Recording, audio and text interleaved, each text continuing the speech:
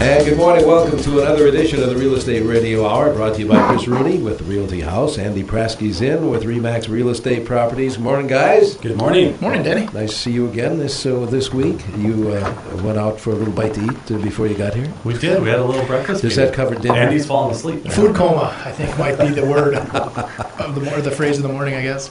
So what did you give us?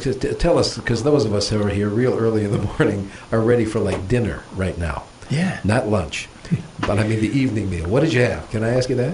What did I have, Chris? It was awesome. I don't know. What? Pancakes? Eggs Benedict for me. Yeah, it was like hash browns, and you guys had eggs and bacons and waffles. I just needed to hear that because I'm starving. It has nothing to do with the real estate, except you're taking up more real estate now after the food. All right, I tell you what. We get a little crazy here at this stage of the game. But anyway, we always welcome our listeners' questions that deal with real estate, whether text questions or phone calls. And before I throw it to you guys, let me give our phone numbers and the text number, 651-989-9226, or send the guys a text at 81807. Later on, we'll get you that hotline number as well. What's on the segment today, this first segment? Well, we've promised for a few weeks now. We've gotten a lot of calls regarding title questions, quitclaim deeds, warranty deeds, how to... We did. We have had a lot. We've had a lot. So today we brought in Liam Shay with All American Title. He's their examiner. And so we're going to try to get all those questions answered today. Good. And then Travis Whitford with W.J. Bradley is also here.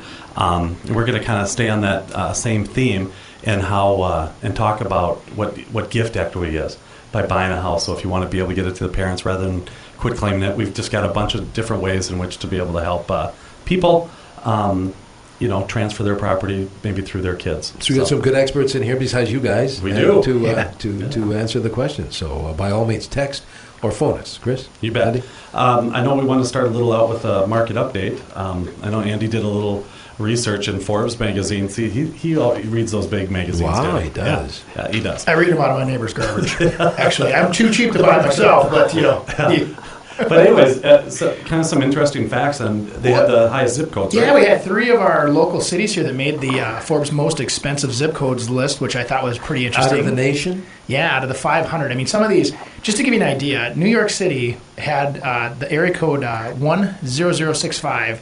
The average priced home was $6.53 million. The average.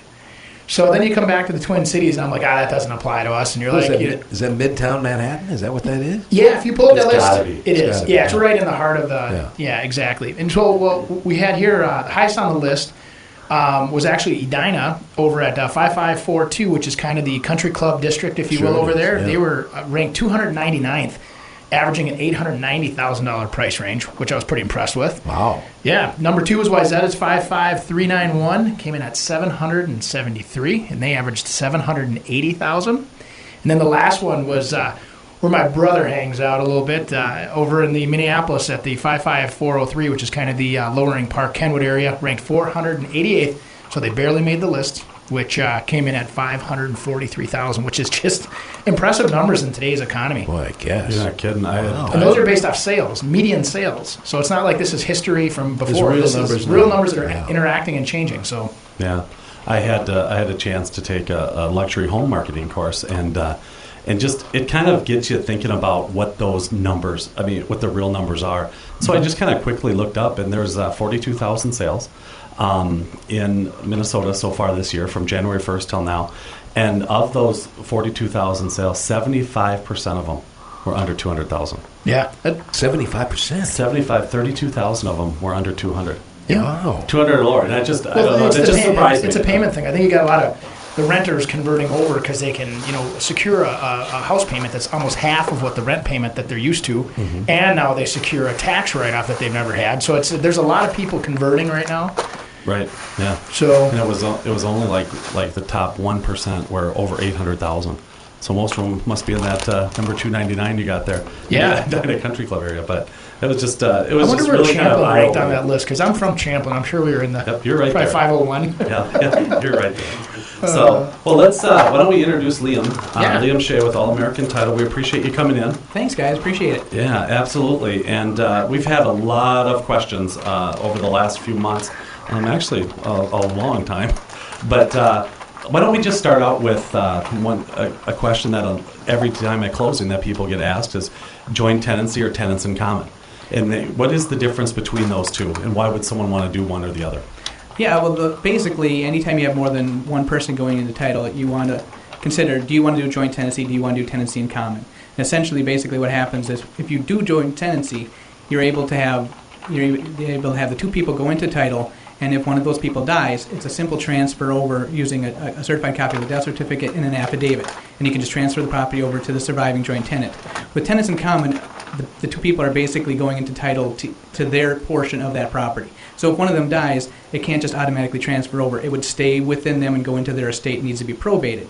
So you end up having situations. We've had a couple in our office where they're really heartbreaking. Where you've got this elderly couple, and all of a sudden you've got this woman calling in saying, no, she doesn't have any money. She doesn't have the ability to do an estate for her husband, but because they weren't entitled as joint tenants, that's the only option, is you have to go that route. So with tenants in common, again, you're talking about, each person has it individually. With joint tenants, you do have the ability to do a right of survivorship transfer. So if I'm in title right now in the and I want to switch, is that a big event for us as a? No, we find this too. A lot of times, when I'm doing some of my work, I'll find out that a married couple is entitled as tenants in common, and it's very simple. All you have to do is do a quitclaim deed, transferring from the spouses as tenants common to joint tenancy. You change that, and it fixes the problem. That you brought up a quitclaim deed. That's another big topic around here. What is a quitclaim deed? When you're quitclaiming your deed over to somebody else? A quitclaim deed is kind of the most basic form of deed, and really all it does is it transfers over whatever interest that person may have in the property. Now, I could give Andy a quitclaim deed for his property. I'm just saying whatever interest I have, which is none, I think, anyways. That's the only person we'll talk about on the radio anyway, right? Exactly. It just transfers over whatever interest you have.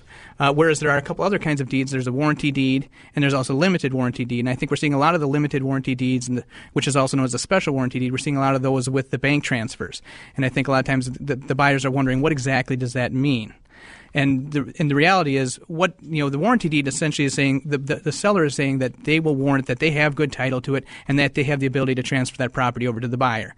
And they're saying that they're covering any instances that may have happened on that property from the beginning of time to now. Whereas with a limited warranty deed, or what's called a special warranty deed that the banks generally give, they're only warranting to those things that may have happened during the time that they owned it. Because essentially a bank is saying, I don't know anything about this property. I got it on a foreclosure, or I got it on the deed in lieu of foreclosure, whatever, and I can't speak to its history. So I'm going to warrant for those things that happened during my ownership, like the 2 years or whatever. And that's what a limited warranty deed is. Let me ask you this. Let me just think, if I'm a seller and I bought a house 10 years ago and it said, hey, I don't know what happened 70 years before that. Why wouldn't I, just as a traditional seller, do a special warranty or limited warranty deed?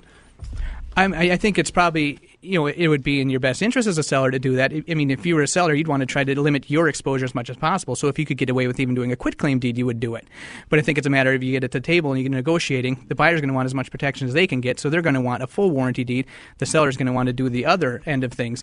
So, and I think just from a historical standpoint, generally with a normal transaction between a buyer and seller, they give a warranty deed. All right, I tell you what, if you have, again, a real estate question, any real estate-related question, we'd love to field for you, 651-989-9226, or send a text at 81807. Back with more of the Real Estate Radio Hour here on 830 WCCO.